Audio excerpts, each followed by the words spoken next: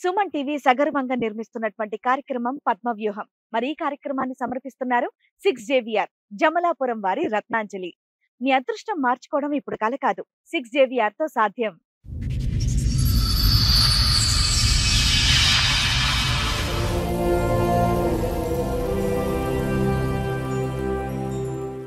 ఆడపిల్ల కోసం నన్ను పెళ్లి చేసుకుని ఇప్పుడు మరో ఆడపిల్ల జీవితాన్ని నాశనం చేయడానికి చూస్తున్నాడు నా భర్త అని అంటోంది ఉష.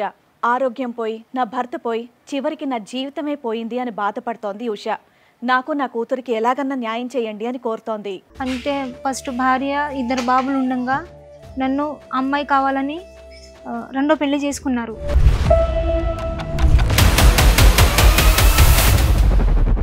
మా నాన్న బాగా తాగుబోతు, మా అమ్మ పిచ్చిది. మేము 4 అక్క చెల్లెలను చదువుకోలేదు. తర్వాత ఆయన వచ్చి నేను చూసుకుంటాను, మంచిగా ఇంట్లో తీసుకెళ్తాను.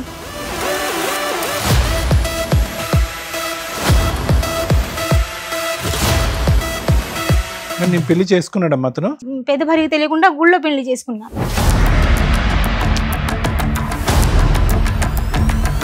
నీ వయసు ఎంత అమ్మా అప్పుడు? 16 సంవత్సరాలు ఉంటాయి సార్. అతనికి ఎంత? అతనికి 30 దాటి ఉంటాయి. 30+ దాటా? కాదు నాన్న, ఒకవేళ ఆడపిల్ల కాకుండా మగపిల్లడు పుట్టుంటే వదిలేసేవాడా? నువ్వు వదిలేసేదానివా? నన్ను చేసుకున్న తర్వాత కూడా ఇంకొక అమ్మ సహకారి పెట్టుకున్నాను.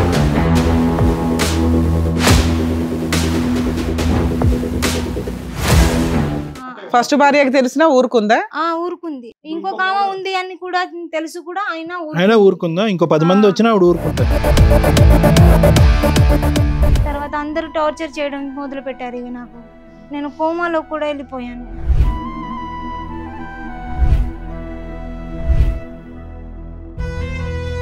నువ్వు దేనికి పనికిరావు, సంసారానికి పనికిరావు, దేనికి పనికిరావు, నీకెందుకు ఉట్టిగా సాధాలు నేను ఇంట్లో.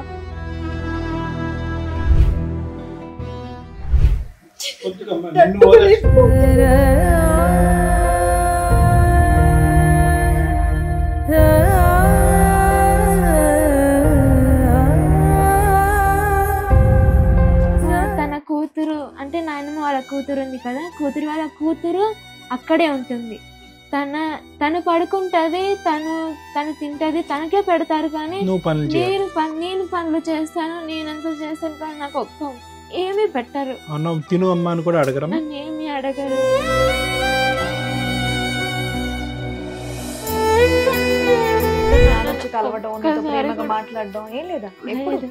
కాల్ చేసినప్పుడల్లా నేను ఎందుకు ఇవ్వాలి ఫీజు, నా 2 కొడుకులే చదువుకోవట్లేదు, నువ్వు ఎందుకు చదువుకోవాలి.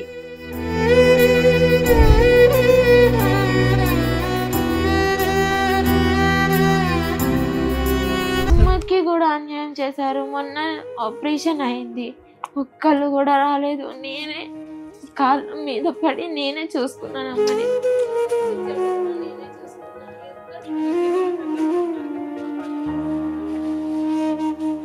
చేతులెత్తి మొక్కుతున్నా సార్, ప్లీజ్ నాకు మంచి చెడు ఎవరు చూసేవారు లేరు, నా కన్న తల్లి తప్ప.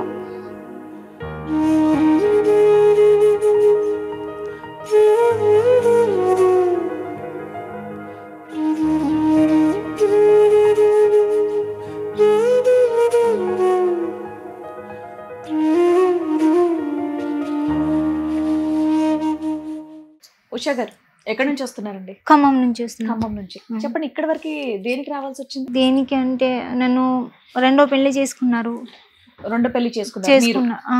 అంటే ఫస్ట్ భార్య, 2 బాబులు ఉండగా నన్ను అమ్మాయి కావాలని రెండో పెళ్లి చేసుకున్నారు.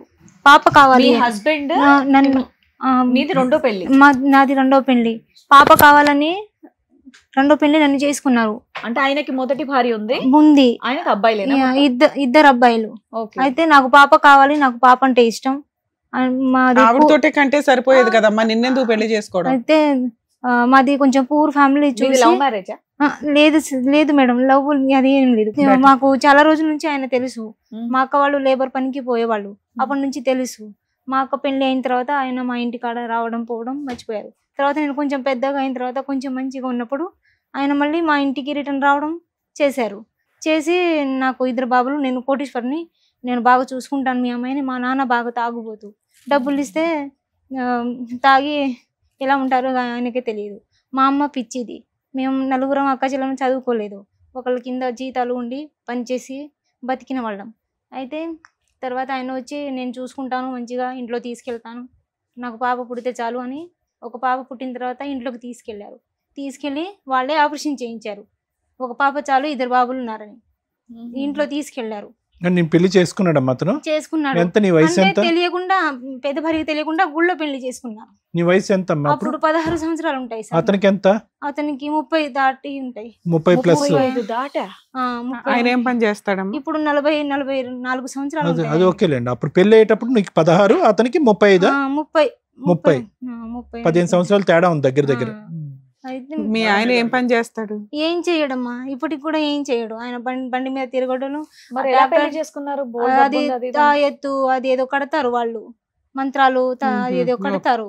అయితే వాటికి ఇక డబ్బులు వస్తాయి. కాదమ్మా, ఆ డబ్బులతో ఎంజాయ్ మా చేస్తారు. నాన్నగారు ఏదైనా నమ్మి తాగేసిన తర్వాత కళ్ళు మూసుకుని పెళ్లి చేస్తాడు అని అన్నారు. కానీ మీరు ఇప్పుడు ఏం చెప్తున్నారంటే మీరిద్దరు వెళ్ళిపోయి గుడిలో పెళ్లి చేసుకున్నాను అని అంటున్నారు. మా నాన్న చనిపోయిన తర్వాత ఆయన గుడికి తీసుకెళ్లి పెళ్లి చేసుకున్నారు. నన్ను చూసుకుంటాను, నేను అమ్మాయి పుట్టిన తర్వాత ఇంటికి తీసుకెళ్తాను అని. తర్వాత అమ్మాయి పాప పుట్టిన తర్వాత ఇంటికి అమ్మ తీసుకెళ్ళి, మాట్లాడటానికి ఏమీ లేదు, ఎందుకంటే అమ్మకి పిచ్చి కాబట్టి. పిచ్చి అంటే తనకు అంత నాలెడ్జ్ ఉండదు. ఏం తను తెలీదు. ఎటు అమాయకత్వం. పోతున్నారు, ఏం నువ్వు చేస్తున్నారు. 5 ఆడపిల్లలు, ఎన్నో అమ్మాయివి? నేను 4 ఆమెని. పైన 3 బానే ఉంటారా? పైన ఒక అక్క చనిపోయింది. ఒక ఇంకో అక్కకి పెళ్లి చేసేసారు, ఇంకొక అక్కకి. ఆ. తర్వాత ఆమెకి 3 పిల్లలు. ఆయన భర్త చనిపోయిండు. ఉమ్. అక్కడ వాళ్ళు ఆ ఫ్యామిలీతో వాళ్ళే అక్కడే ఓకే, ఉంటారు. మీ మూడో ఆవిడ? మూడో అక్క కూడా పెళ్లి అయిపోయింది, 2 పిల్లలు. వాళ్ళు కూడా మరి వాళ్ళిద్దరిలో ఆల్రెడీ కుటుంబాలు వచ్చినాయి కదా, నీకు మంచి అబ్బాయినే చూసి పెళ్లి చేయొచ్చు, మంచి అబ్బాయిని. చనిపోయాడు అంట. మా నాన్న తాగి చనిపోయారు. తర్వాత మా అమ్మ అంతా- మరి మీ చెల్లి పరిస్థితి ఏంటి? మా చెల్లి చదువుకుంది. ఇప్పటికీ చదువుకుంటుందా? చదువుకుంటుంది. తర్వాత ఇక నాకు పాప కావాలని ఇంట్లోకి తీసుకెళ్ళారు. అమ్మ ఓకే, పాప కావాలని అని అన్నిసార్లు చెప్పక్కర్లేదు. పాప గురించే నేను చేసుకున్నాడు, అర్థమైంది.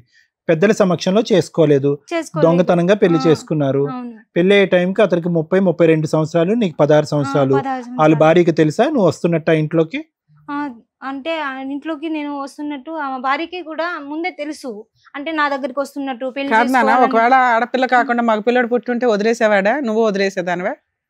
అతను చెప్పిన కారణాన్ని నువ్వు నమ్ముతున్నావు అంతేనా? ఒకవేళ అంతే, మగపిల్లడు పుట్టుంటే ఇక ఏం చేసేదానివి? ఏంటంటే చూసుకుంటారేమో ఇక మేము నువ్వు కూడా ఆ టైంలో ఏంటంటే ఇంకా మాకు ఇంట్లో చూసుకునే వాళ్ళు ఎవరు ఎవరు లేరు, లేరు. పని చేసే బదులు ఒక మంచి అబ్బాయి దొరికాడు, చేసుకుంటున్నాడని చేసుకున్నావు. గుడ్డిగా చేసుకున్నావు. నమ్మినావు ఆయన నువ్వు అంతే. పెళ్ళయిందని తెలుసా నీకు?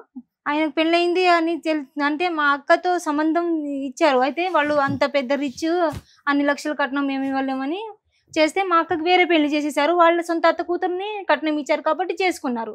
తర్వాత నేను కొంచెం పెద్దగా అయిన తర్వాత నన్ను చూసి తర్వాత మా ఇంటికి మళ్ళీ రిటర్న్ రావడం చేశారు. చేసి నాకు ఆడపిల్ల కావాలి, 2 అబ్బాయిలు ఉన్నారు అని పెళ్లి చేసుకున్నారు. గుళ్ళో తీసుకెళ్ళి దొంగతనంగా సరే అమ్మా, చేసుకున్నారు. మీరు అంత అమాయకంగా చెప్తున్నారు, ఆగండి. ఆ. అలా ఒక క్వశ్చన్ అడిగారు. ఆ. పక్కా ఇప్పుడు నువ్వుకంటే ఆడపిల్ల కాకుండా మగపిల్లాడు పుట్టుంటే ఆయన నిన్ను వదిలేసేవాడా? లేదు, నన్ను చేసుకున్న తర్వాత కూడా ఇంకొక అమ్మతో అఫైర్ పెట్టుకున్నారమ్మా. పోన్లే అమ్మ. సరే, తర్వాత మళ్ళీ చెప్పండి, కలిసారా? మీరు ఆడపిల్ల పుట్టినాక వెళ్ళి కలిసారా?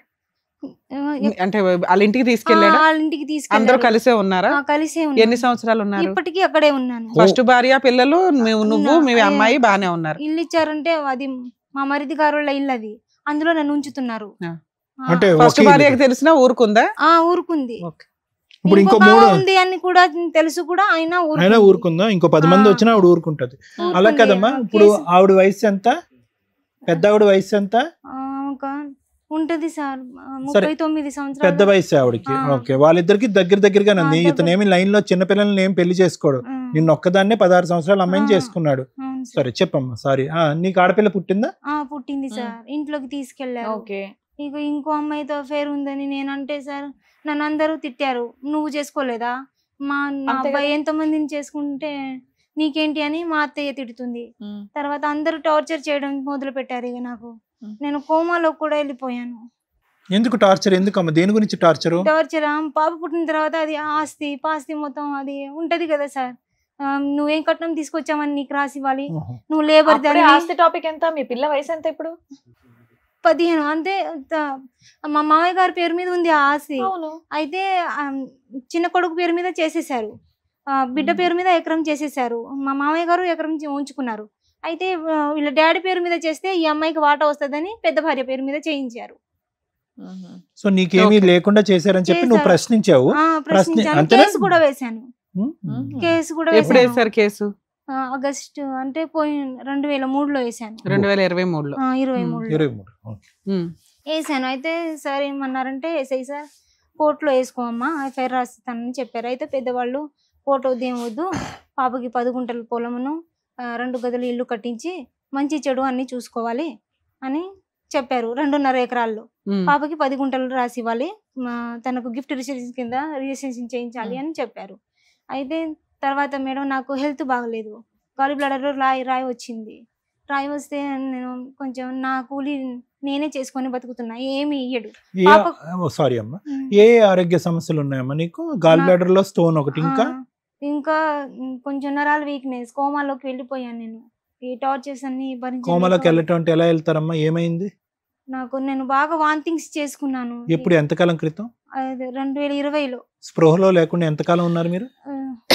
5 రోజులు ఉన్నాను. 5 రోజులు కోమాలో ఉన్నారు, స్పృహ లేకుండా. తర్వాత కళ్ళు తెరిచి. సరే, తర్వాత దానికి సంబంధించిన మందులు కూడా వాడుతున్నారు ఇప్పుడు? వాడుతున్నాను. ఏం మందులు వాడుతున్నారు? ఇక 2 సంవత్సరాల దాకా వాడాను. ఇప్పుడు ఆపేశారు? పర్వాలేదమ్మా ఇప్పుడు. ఏ మందులు వాడేవారో తెలుసా మీకు? మొన్న అంతకు ముందు 2 years వరకు ఏం డాక్టర్ గారు ఇచ్చారు కానీ అంటే నాకు అర్థం కావటం గురించి అమ్మా. ఫిట్స్ గురించి వాడారా? ఫిట్స్ గురించి, రైట్, ఫిట్స్ గురించి వాడాను. తర్వాత సార్ ఇక కేసు వేసిన తర్వాత పెద్దవాళ్ళు బాండ్ పేపర్ రాసిచ్చారు. రాసిచ్చిన తర్వాత నువ్వు దేనికి పనికిరావు, సంసారానికి పనికిరావు, దేనికి పనికిరావు, నీకెందుకు ఉట్టిగా సాధాలు, నేను ఇంట్లో ఇల్లు ఎందుకు కట్టించాలి నీకు, ఆ అమ్మాయి తీసుకెళ్తుంది రేపు, నా అవసరమా, ఎక్కడో అక్కడ చోట ఉండి తర్వాత వెళ్ళిపో మీ అమ్మోళ్ళ ఇంటికి అని చెప్తున్నారు సార్. అలా ఎప్పటిదాకా కలుస్తున్నారు మీరు? ఇప్పుడు మీ ఆయనతో విడిపోయి ఎంతకాలం అవుతుంది? అది నేను అక్కడే ఉంటున్నాను కానీ భార్య భర్తల పరంగా లేకుండా 7 సంవత్సరాలు అయింది. ఓకే. ప్రెసెంట్ ఇప్పుడు మీ హస్బెండ్ ఇంటి దగ్గర నుంచే వచ్చావా?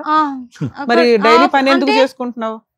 నాకు ఆపరేషన్ అయింది కాబట్టి అమ్మ వాళ్ళ ఇంటి కాడ ఉంటున్నాను. ఎప్పటి నుంచి? ఒక 2-3 నెలల నుంచి ఉంటున్నాను. ఇప్పుడు నువ్వు వెళ్ళగలిగితే మీ ఆయన ఇంటికి వెళ్ళి ఉండగలవు? ఉండగలను. రానిస్తారు, బయటకి అయితే పంపించేలా. అక్కడ సామాన్లు అన్ని ఉన్నాయి, బయటికి కూడా పంపించారు. ఆరోగ్యం కోసం అమ్మ పుట్టింటికి వెళ్ళావు? ఇంటికి వెళ్ళాను. తర్వాత ఆపరేషన్ అయింది, 2 నెలల నుంచి అక్కడే ఉంటున్నాను. అయితే నాకు అది ఆపరేషన్ అయిందని, ఆపరేషన్ అవుతుందని చెప్పినా కూడా 1 రూపాయి పెట్టలేదు. నీకు ఎక్కడ ఇంత డబ్బులు ఆపరేషన్ చేయించుకోవడానికి? ఎల్ఓసి అది అప్లై చేశాను. తర్వాత మీ అమ్మాయి ఏం చదువుకుంటుందమ్మా? అమ్మాయి 10th. పాపను బానే చూసుకుంటారమ్మా వాళ్ళు, నాన్నగారు గానీ? స్కూల్ ఫీజులు గానీ? లేదు మేడం, స్కూల్ ఫీజులు కూడా నేనే కూలీ చేసి కడతాను. కూలీ చేసి కడతాను. గవర్నమెంట్ స్కూలా ప్రైవేట్ స్కూలా? అది చర్చి స్కూల్ మేడం. 16,000 కట్టాలి సంవత్సరానికి. 16,000 కట్టాలి. స్కూల్ బట్టలు. ఏం పని చేస్తావు నువ్వు? నేను తోట ఎరడానికి, చెత్త. ఎంత వస్తాయి? 300 వస్తాయమ్మా రోజుకి. ఇంకా ఇంట్లో సరుకులు గానీ ఏమి గానీ నువ్వు చేసింది నాకు ఇస్తున్నావా, నేను ఎందుకు ఇవ్వాలి, నువ్వు దేనికి పని? నువ్వు సంపాదించిన దాంట్లో ఇంట్లో సరుకులు అవి చూసుకుంటున్నావు, కరెంట్ బిల్లు, రెంట్, ఆయన సొంత ఇల్లే కాబట్టి కవర్ అవుతుంది. పైగా బియ్యం కూడా కంట్రోల్ బియ్యం ఇస్తారు నాకు. ఉషా గారు సారీ అండి, 7 సంవత్సరాలు బట్టి భార్య భర్తల సంబంధం లేదు, ఆర్థికంగా నీకు గానీ నీ బిడ్డకు గానీ ఏమీ చూసుకోవట్లేదు, స్కూల్ ఫీజుల దగ్గర నుంచి నీ తిండి తెప్పలు అన్ని నువ్వే పడుతున్నావు, మరి ఎందుకు అక్కడ ఉన్నావు? అంటే లాస్ట్ ఇయర్ 1 సంవత్సరం పెద్దవాళ్ళ దగ్గర పోతే కట్టారు, 2-3 సంవత్సరాలు నేనే కట్టాను. లాస్ట్ ఇయర్ ఆయన కట్టారు, ఫీజు మట్టిగానే కట్టారు. పాప ఏదైనా జ్వరం వచ్చిందా, అది వచ్చిందా, ఏదైనా ఫ్రూట్స్ అన్ని ఏమని తీసుకెళ్దామా అని ఏమీ లేదు, నేనే తీసుకెళ్లి ఇస్తాను కదమ్మా. రైస్ గానీ, పప్పు దినుసులు గానీ, కాయగూరలు గానీ?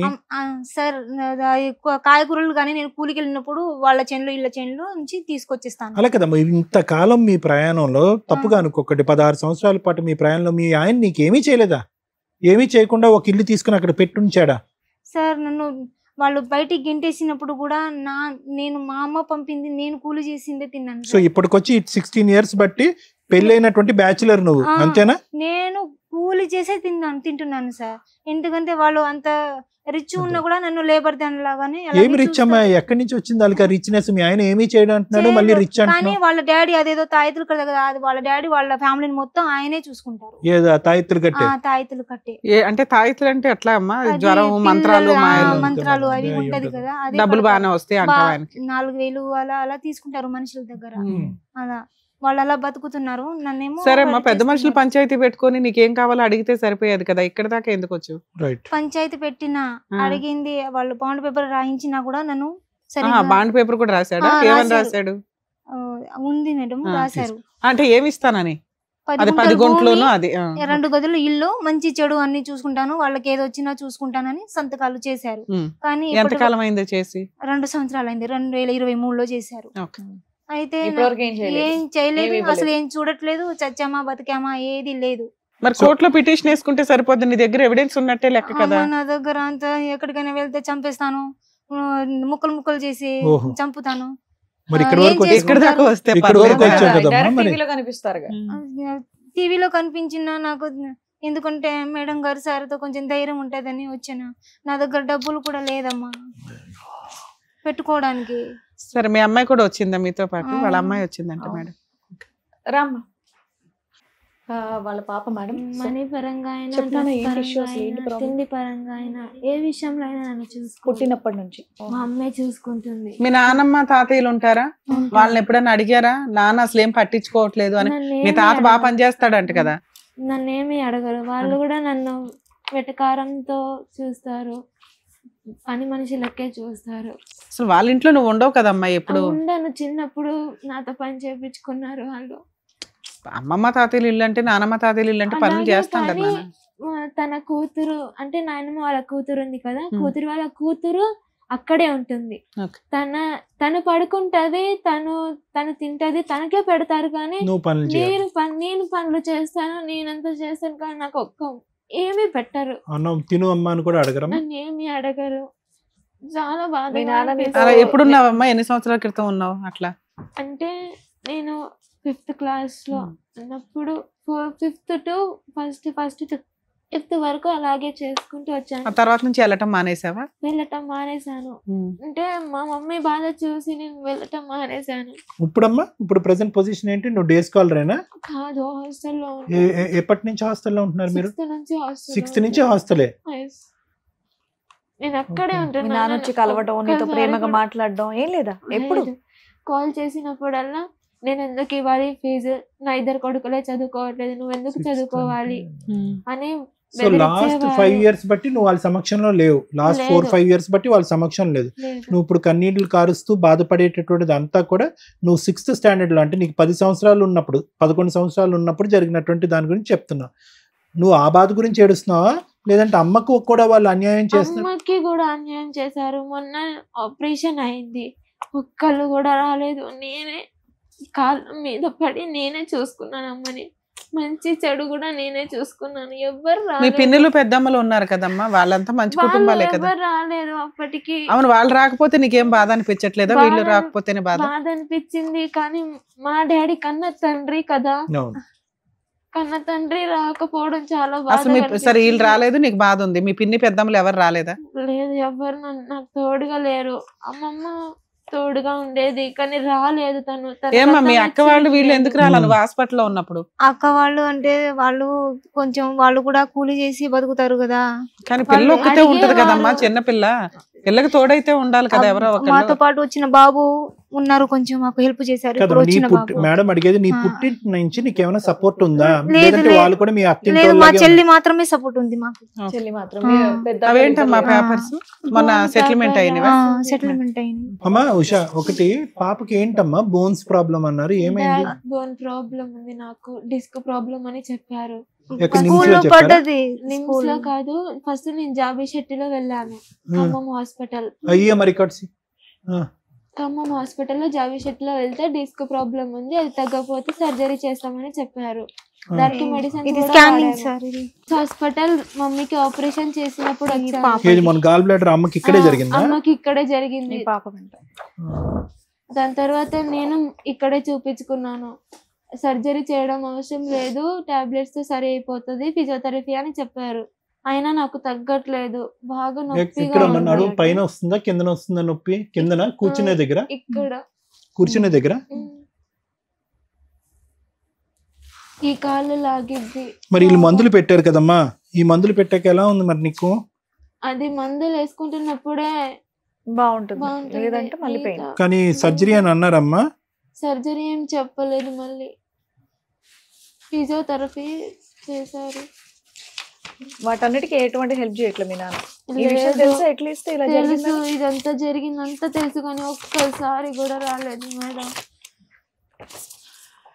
ఎందుకు చేసుకున్నాడు? ఆడపిల్ల కావాలని ఎందుకన్నాడు?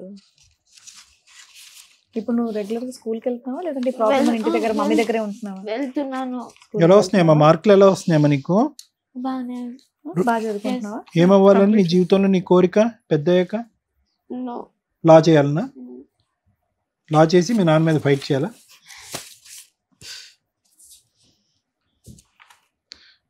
డాక్టర్ అవ్వచ్చు కదరా, డాక్టర్ అయ్యి మీ అమ్మని కాపాడచ్చుగా. ఏమే స్పైన్ కొద్దిగా అరిగింది అంతేనన్నా, ఏం పెద్ద ఇందులో లేదు. మరి నీకు అంత నొప్పి వస్తుంది అంటే సరేలే. తిమ్మిరి పడుతుంది. ఏది ఎడంకాల కుడికాల? కుడికాలు. కుడికాలు తిమ్మిరి పడుతుందా? ఎక్కడ? ఇక్కడి నుంచి కింద వరకునా? ఇక్కడి నుంచా? కాలు తిమ్మిరి పడుతుంది. చేతులెత్తి మొక్కుతున్నా సార్ ప్లీజ్. అలాగే నాకు రావాల్సిన వాటా మా డాడీ వాళ్ళు ఏం చేస్తున్నారంటే పెద్దమ్మ మీద రాపిస్తున్నారు, నాకు రావద్దు అని. మా ఇద్దరు అన్నయ్య 2.5 ఎకరం ఉంది, అది నాకు 10 గుంటలు మాత్రమే రాసిచ్చారు. నాకు మంచి చెడు ఎవరు చూసేవారు లేరు, నా కన్న తల్లి తప్ప. అంతవరకు అర్థమైంది. ఒక నిమిషం, అంతవరకు అర్థమైందమ్మా. మీ ఇద్దరికి మా పూర్తి సానుభూతి, సపోర్ట్ అనేది ఉంటుంది. కానీ ఒకటి, అమ్మ అమాయకత్వము, నువ్వు చదువుకున్న దానివి, మీరు ఆ ఇంట్లోనే ఆ గూట్లోనే మీరు ఉన్నారు. మీరు ఇక్కడికి వచ్చి టీవీ షో ఎదుర్కొంటా కనిపించి ఆ కుటుంబం గురించి మొత్తం ఇలా మాట్లాడి మీ నాన్న గురించి మాట్లాడితే ఏ మొహం పెట్టుకుని వెనక్కి వెళ్తారా? మీరు ఇబ్బంది అవ్వదు అక్కడ? ఆల్రెడీ మీకు షెల్టర్ ఇచ్చారు ఉన్నంతలో, సపోర్ట్. అవి మీరు మీ అమ్మ చెప్పినవి కాదమ్మా. నువ్వు ఒక లా చేస్తాను అన్నావు కదా, నీకు ఇన్స్పిరేషన్ ఉందిగా. ఆలోచన విధానం ఇది కాదు. ఆవిడ కష్టం ఆవిడదే. నువ్వు పర్ఫెక్ట్ గా చదువుకొని మీ అమ్మను పోషించడం ఎట్లా అని ఆలోచించినా. ఈ ఆస్తులు నీకు సంబంధించినవి కాదు, వస్తే వచ్చినాయి లేకపోతే లేదు. ఇంకో 5 ఏళ్ళు అడిగితే నువ్వే జాబ్ చేసి మీ అమ్మను పోషించగలవు. ఆవిడ చేసిన మిస్టేక్ అవి, నీ తలకి చుట్టుకోవడానికి లేదు. చదువుకో, ఫస్ట్ కాన్సన్ట్రేట్ చేయి. ఆవిడ ప్రిపేర్ చేసిన డైలాగులు లాగా ఉంటాయి తప్ప నువ్వు అంత ఎమోషన్ అయ్యే అంత కేసు కాదు నాన్న. ఇది మనకి ఎంత అర్హతో అంతే. అట్లాగే నాన్న చేద్దాము, మీరైతే అక్కడ కూర్చోండి. ఒకటమ్మా, నువ్వు 6 సంవత్సరాలు 5 సంవత్సరాలు బట్టి ఇంటి బయట ఉండి హాస్టల్లో ఉండి చదువుకుంటున్నావు. దయచేసి నీ మనసును పొల్యూట్ చేసుకోవద్దు. నువ్వు ఏడుస్తున్నావు, బాధపడుతున్నావు కరెక్టే, కానీ ఇది ఒక పెద్ద చిక్కుముడి సమస్య.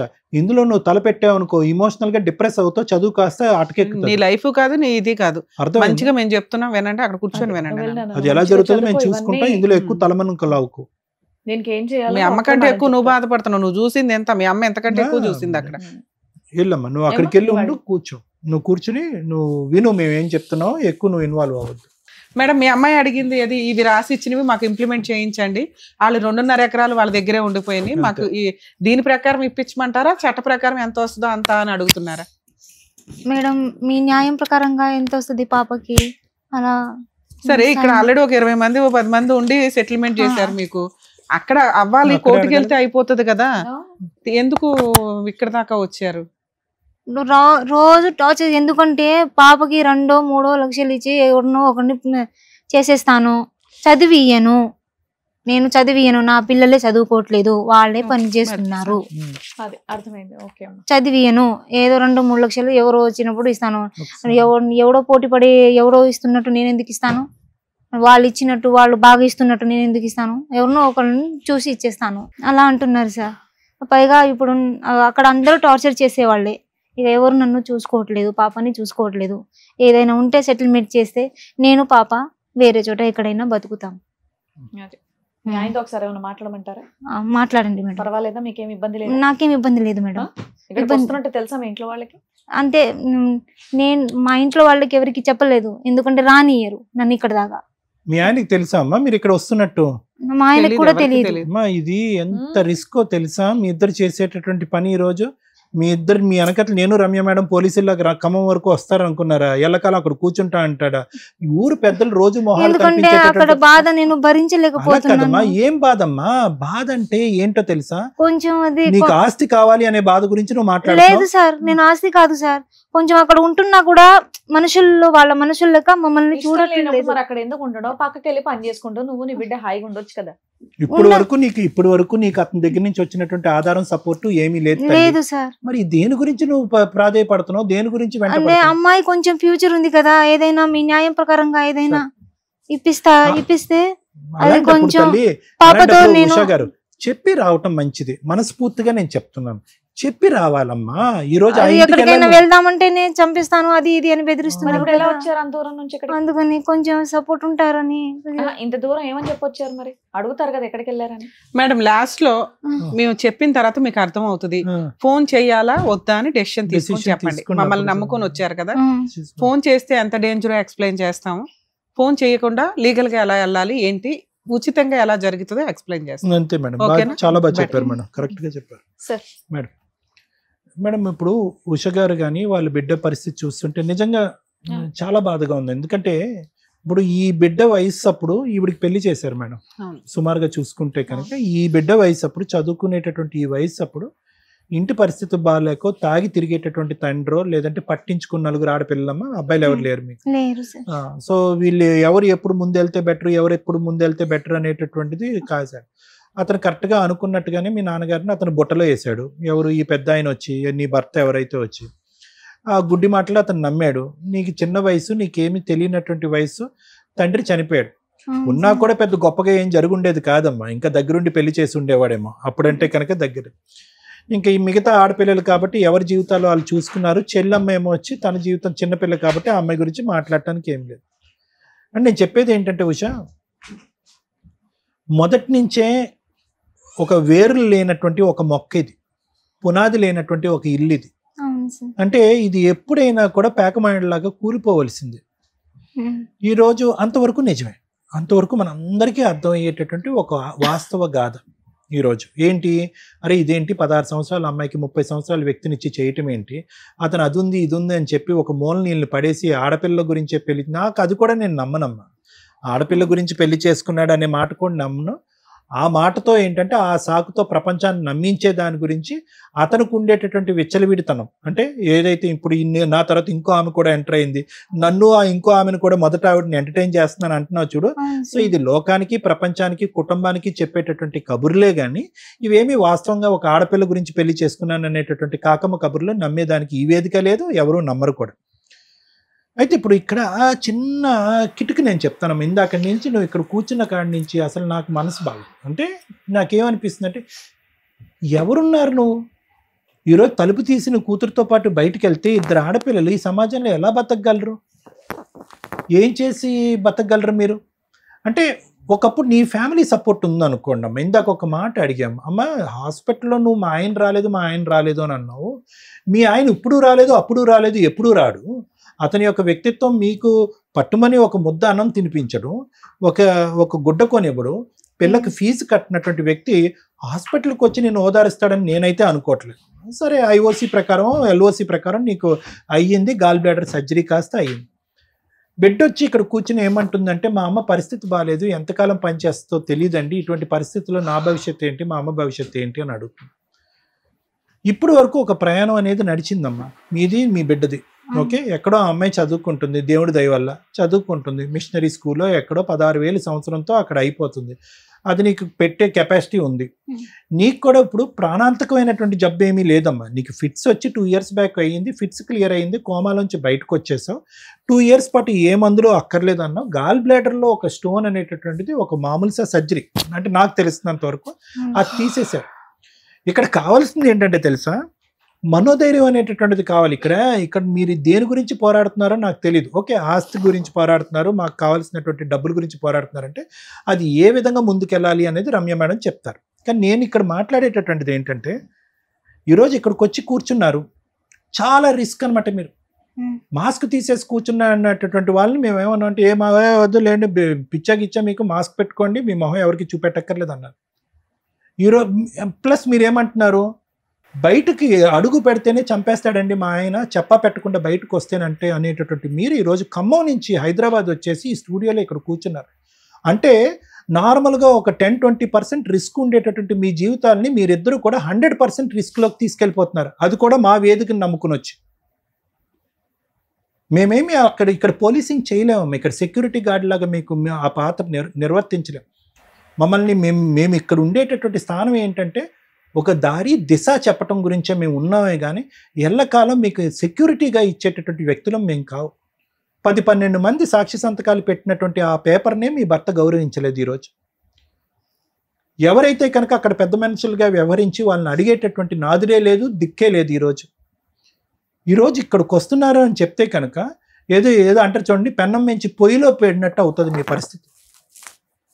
ఇందాక నేను ఇంకో మాట కూడా అన్నాను, పుట్టింటికి సంబంధించినటువంటి సపోర్ట్ ఉంటే కనుక ఈరోజు మీరిద్దరు కాలర్ ఎగరేసుకుని వెళ్ళి నిలదీయచ్చు ఆ మనిషిని, ఏంటి వ్యవహారం, ఏంటి నడుస్తుందని చెప్పి. మీరు 16 సంవత్సరాల పాటు 17 సంవత్సరాల పాటు మీరు గొంతు విప్పకుండా ఎందుకు మాట్లాడారు అంటే కనుక మీకు ఆల్టర్నేటివ్ సోర్స్ ఆఫ్ లివింగ్, వేరే చోటకి వెళ్ళి ఉండేటటువంటి పరిస్థితి, ఒక సామాజిక పరమైనటువంటి సెక్యూరిటీ, ఒక గొడుగు పెట్టేటటువంటి ఒక నాదుడు లేకపోవటం వల్ల ఈ 16 సంవత్సరాలు. అంతే కదమ్మా, ఈ 16 సంవత్సరాల పాటు ఎందుకమ్మా గొంతులో ఉండేటటువంటి భావాన్ని మింగేసి ఉన్నారు.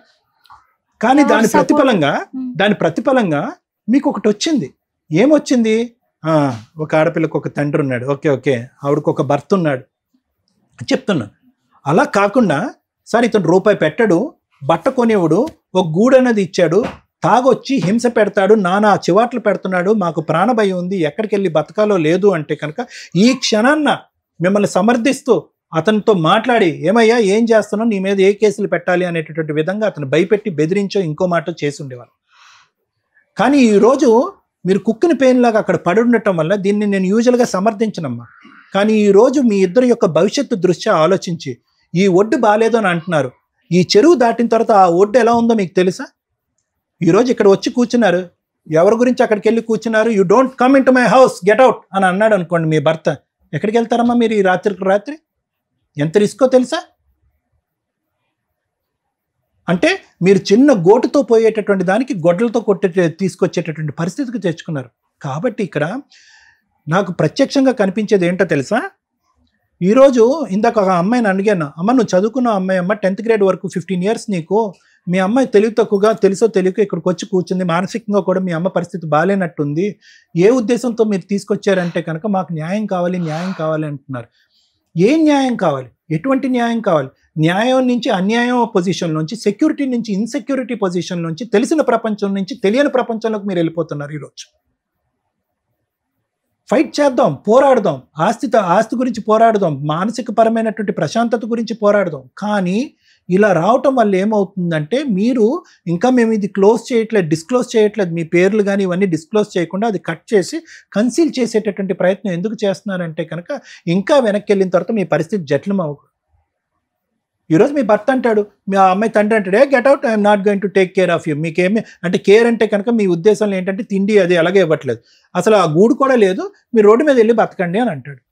చెప్తున్నానమ్మా, ఆ పరిస్థితిని ఒక్కసారి కళ్ళు మూసుకుని ఊహించుకోండి, తట్టుకోలేరు మీరిద్దరు. అది సార్ ఆ గూడు కూడా మా మరిది గారిది, అది ఆయన కూడా నేను షాప్ పెట్టాలి, ఇంట్లో నుంచి బయటికి వెళ్ళు అంటున్నారు. అమ్మ మరిది గారిదైనా ఎవరిదైనా మీ హస్బెండ్ యొక్క పర్మిషన్ ఉంటేనే మీరు అక్కడ ఉంటున్నారుగా. ఈరోజు మీ హస్బెండ్కి ఇంకా కోపం వచ్చి ఆ గూడు కూడా లేదు అని చెప్పి మరిది గారితో చెప్పి మిమ్మల్ని బయట పంపిస్తే అది నేను ఒక్కసారి ఊహించుకోమంటున్నాను. అతనితో ఇంకా శత్రుత్వం పెంచుకునేటటువంటి పరిస్థితిని తెచ్చుకోవద్దు. ఈరోజు మీకు ప్రధానంగా కావాల్సింది ఏంటంటే సామాజిక పరమైనటువంటి భద్రత కావాలి ఇద్దరు ఆడవాళ్ళకి. అతను ఎవరో పెద్ద ఆయన అక్కడ వచ్చి కూర్చున్నాడు, అతను ఎంతకాలం నిలబడతాడు? ఎవరు ఉండరు. మీరిద్దరు ఎన్ని సముద్రాలు ఈడుతారు? ఆ అమ్మాయి లాయర్ అవ్వాలి అనుకుంటున్నారు, బోల్డ్ అంత భవిష్యత్తు కళ్ళగంటుంది ఆ అమ్మాయి. ఈరోజు ఇవన్నీ కావాలి అంటే దీనికి ఒక కుటుంబం కావాలి. ఇక్కడ హింసలు జరగలే, హత్యలు జరగలే, ఫిజికల్ టార్చర్ లేదు, ఇక్కడ మానసికంగా నిన్ను దూరం పెట్టారు. దానికి ఎలా పోరాడాలి, ఆస్తిపరంగా ఏం ఫైటింగ్ చేయాలన్నది ఆలోచిద్దాం. కానీ కంప్లీట్గా ఇలా చిన్న తాడుతో ఏలాడేటటువంటి మీరు కత్తిరి తీసుకుని ఆ తాడుని కూడా కట్ చేసుకోవద్దు అనేటటువంటిది నా విజ్ఞప్తి. దయచేసి ఆలోచించుకోండి. ఇది ఫైటింగ్ చేద్దాం, కానీ ఏంటంటే ఉన్న పరిస్థితి నుంచి ఇంకా దిగజారేటటువంటి పరిస్థితిని తెచ్చుకోవద్దు. మీ ఇద్దరు చాలా అంటే చాలా డిప్రెషన్లో ఉన్నారు, మానసిక వేదనలో ఉన్నారు. ఆ డిప్రెషన్ అది తొలగించి మీరు ఆలోచించగలిగితే కనుక మీ పోరాటం క్లియర్ కట్గా ఎలా వెళ్ళాలనేటటువంటిది, ఏ దారిని వెళ్ళాలన్నది మీకు అర్థమవుతుంది. Thank you sir. కొంచెం బాధగా అనిపిస్తుంది ఎపిసోడ్ మనం ఏదైతే చూస్తున్నాం. ఇందాక సార్ చెప్పారు వాళ్ళిద్దరూ డిప్రెషన్లో నిజం, ఎందుకంటే చూస్తే మనకే అర్థమైపోతుంది. ఎక్కడ మెడికల్గా పెద్ద తెలియాల్సిన అవసరం కూడా లేదు. సార్ ఎక్స్పర్ట్, ఇంకొంచెం ఈజీగా ఎవిడెన్స్ తోటి మాట్లాడుతుంది. సెకండ్ మ్యారేజ్లు చేసుకుంటే మీ అవసరాల కోసం మీరు సెకండ్ మ్యారేజ్ చేసుకుంటున్నారు, కానీ దాని పర్యవసానం ఎవరు అనుభవిస్తున్నారు? మీ పిల్లలు. ఈ రోజున ఒక 15 ఏళ్ల పిల్ల వచ్చి ఆవిడ బాధపడుతున్న విధానం ఎలా ఉందంటే, వాళ్ళమ్మ 15 ఏళ్ళు 16 ఏళ్ల నుంచి పడిన బాధని ఆ అమ్మాయి ఒక్కతే ఎక్స్ప్రెస్ చేస్తుంది. అంటే పిల్లలు ఇక్కడ టాయ్ అయిపోతున్నారు. ఒకవేళ భర్తతో ఈవిడ విడిపోయిందే అనుకోండి, తండ్రి పేరు కూడా పెట్టని కేసులు చాలా మందికి ఉంటున్నాయి. నాకు తండ్రి పేరు కావాలండి ఎలా అని 15 ఏళ్ల తర్వాత 20 ఏళ్ల తర్వాత అడుగుతున్న వాళ్ళు ఉన్నారు. అంటే ఒక స్త్రీ కానీ ఒక పురుషుడు కానీ ఇలాంటి ఒక రిలేషన్ పెట్టుకునేటప్పుడు ప్రెగ్నెన్సీలు వస్తే నిజంగా నరకం పడుతున్నది వాళ్ళకి పుట్టిన పిల్లలు. ప్రాపర్ లీగల్ మ్యారేజ్ లేదు, చట్టం మనకేం పెద్ద ఫెసిలిటీస్ ఇవ్వదు. 2 పుట్టిన పిల్లలకి ఫస్ట్ భార్య పిల్లలు కానీ ఫస్ట్ భార్య కానీ విలన్స్ లాగా చూస్తూ ఉంటారు. అది ఎంత ఇన్సెక్యూర్డ్ పడతారో తెలుసా ఆ పిల్లలు. సెకండ్ భార్యకు సంబంధించిన పిల్లలు కానీ సెకండ్ భార్య కానీ, ఎందుకమ్మా మీ అవసరాల కోసం మీరు సెకండ్ పెళ్ళిళ్ళు చేసేసుకొని ఆ రోజుకి మీ కంఫర్ట్ జోన్. ఈ కేసే మనం ఎగ్జాంపుల్గా తీసుకుంటే తండ్రి ప్రాపర్గా లేరు, తల్లి ప్రాపర్గా లేదు, ఉన్నదంతా ఇంటి నిండా ఆడపిల్లలు. వాళ్ళు కూడా బాగానే సెటిల్ అయ్యి ఒక స్టేజ్కి వెళ్ళొచ్చు. అందరూ అమాయకులే, నాకు తెలిసినంత వరకు అందరూ అమాయకులే. ఆ అమాయకత్వంలో వాళ్ళకి ఆ రోజున ఉన్న అవసరం అవకాశం ఏంటి? ఫలానా మ్యారేజ్ అయిపోయి 2 పిల్లలు ఉన్న వ్యక్తి నేను చేసుకుంటానమ్మా, నిన్ను చూసుకోగలను తప్ప నీకు నా ఫస్ట్ భార్యకి ఇచ్చినంత సింహాసనం ఇవ్వను అనే చెప్పారు. చేసుకునేటప్పుడు ఈ కేసులో అలా చెప్పాడు. 2వ కేసులో కానీ 3వ కేసులో కానీ 100వ కేసులో కానీ ఏం జరిగిద్దంటే ఇంతే. ఆ టైంకి మోహం, ప్రేమ, అవసరం, అవకాశం, సెకండ్ మ్యారేజ్లు చేసుకోవడానికి రీజన్స్, మోసం, లవ్ ఇవన్నీ యాడ్ అవుతుంటాయి. సెకండ్ మ్యారేజ్ చేసుకున్న అమ్మాయి ముందే డెసిషన్ తీసుకోండి. జెంట్స్ ఇలాంటి కేసుల్లో యూజ్ అండ్ త్రో లాగానే ఉంటే నా లైఫ్ ఏంటి? అన్ని కేసులు ఇప్పుడు మనం కొంతమందిని చూస్తున్నాం, చక్కగా వచ్చి వీడియోలు చేసుకుంటూ వెళ్తూ ఆదర్శ దంపతులా తిరిగే అంత స్టోరీ అందరికీ ఉండదు. ఎందుకంటే ఇక్కడ ఎప్పుడు కూడా ఒక రిలేషన్ని డామినేట్ చేసేది ఫైనాన్స్, డబ్బు. ఈ రోజు వీళ్ళ దగ్గర అంత డబ్బు ఉంటే ఈవిడ రోజు ఇక్కడికి వచ్చి కూర్చునేదే కాదు. ఆయన దగ్గర అంత డబ్బు ఉంటే ఆవిడకి ఇవ్వాల్సినంత ఫస్ట్ భార్యకి ఇచ్చేవాడు, 2వ భార్యకి ఇవ్వాల్సినంత 2వ భార్యకి ఇచ్చేవాడు. ఎక్కడన్నా ఒక జీవితాన్ని మాట్లాడించేది డబ్బు మాత్రమే. ఒక కష్టాన్ని ఉంచాలా తీసేయాలని డిసైడ్ చేసేది డబ్బు మాత్రమే. డబ్బు సంపాదించడం నిజాయితీగా అలా అని కష్టపడితే ఇన్ని సమస్యలు రావు. ఏ సమస్యన ఫట్ వెళ్ళిపోద్ది అట్లా. అవి కరెక్ట్గా చేసుకోకుండా పిల్లని అట్లా మోటివేట్ చేసే విధానం లేకుండా ఈవిడేం అనలేను నేను, ఎందుకంటే అమాయకురాలు, అంత నాలెడ్జ్ లేదు. కానీ మిగతాయి బాగానే మాట్లాడుతుంది. ఆవిడకి ఉన్న నాలెడ్జ్లో పెళ్లి చేసుకున్నాడు భర్తే చూసుకోవాలి, భర్తే ఆస్తిలో వాటా ఇవ్వాలి, వాళ్ళు ఎట్లా వారసులో నా కూతురు కూడా అలాగే వారసురాలు కదా అని. ఇక్కడ మీకు డౌట్ రావచ్చు, సెకండ్ వైఫ్ పిల్లలు లీగల్ వారసులు కాదా? ఎక్స్ప్లెయిన్ చేస్తా. సెకండ్ భార్యకి వారసత్వ ఆస్తుల్లో ఎటువంటి వాటా రాదు. ఫస్ట్ భార్యకు కూడా వారసత్వ ఆస్తిలో వాటాలు రావు. ఫస్ట్ భార్య పిల్లలకి సెకండ్ భార్య పిల్లలకి వారసత్వ వాటా షేర్ వస్తుంది. మరి యాన్సిస్టర్స్ ప్రాపర్టీ ఎక్కడి నుంచి వచ్చింది? ఇక్కడ మామగారు బతికే ఉన్నారు, ఆయన సెల్ఫ్ ఎక్వైర్డ్ ప్రాపర్టీ. ఆయనకు 2.5 ఎకరాలు ఉన్నాయి. 2.5 ఎకరాలు ఎవరికి ఇవ్వాలి అనేది ఆయన ఇష్టం. ఆయన ఫస్ట్ భార్యకి అంటే కొడుకు యొక్క ఫస్ట్ భార్యకి 2 ఎకరాల 10 గుంటాస్ రాశారు, అంటే 2.5 రాశారు. ఒక పావు ఎకర ఏదైతే ఉందో పావు ఎకర 10 గుంటాస్ సెకండ్ వైఫ్ వల్ల పాపకి రాశారు.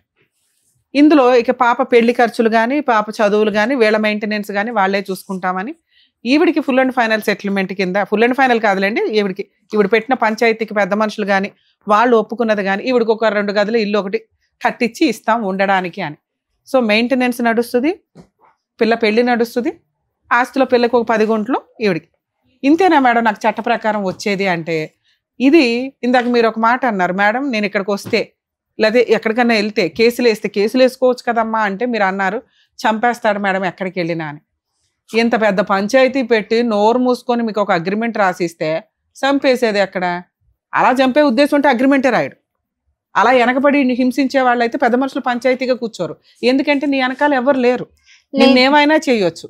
కానీ నువ్వు పెద్ద మనుషులు బతులాడావో ఏదో కూర్చోబెట్టావు, వాళ్ళు వచ్చారు నీకు ఇది రాసిచ్చారు అంటే వాళ్ళు సొసైటీకి కొంత భయపడే వ్యక్తులు. నీకు మోసం చేశామనేది వాళ్ళకి అర్థమవుతుంది. 2, ఇది ఒక ఆయుధం క్రియేట్ చేసావు చూసావా, సూపర్. నువ్వు చేసిన పని ఏంటంటే నువ్వు ధైర్యశాలివి అని నాకు ఎక్కడ అనిపించిందంటే నువ్వు ఇది రాయించగలిగావు. ఆయన నిన్ను చంపే అంత సీన్ లేదని నాకు ఎక్కడ అనిపించిందంటే మీరు ఒక 10 మంది 15 మందిని కూర్చోబెట్టి రాయించగలిగారు. ఇక్కడ నేను రిక్వెస్ట్ చేసేది ఈ ప్రాబ్లం నీది, నీ కూతురుది కాదు. పిల్లని నీ జంజాటంలోకి లాగమాకు. సూపర్ పిల్ల, 5 ఏళ్ల నుంచి మీరేంటో మీ కుటుంబం ఏంటో అమ్మాయికి తెలియనే తెలియదు. గవర్నమెంట్ నుంచో లేకపోతే మిషనరీ నుంచో ఆ అమ్మాయికి మీరు నామినల్ ఫీజు కడుతున్నారు, ఓ 16,000.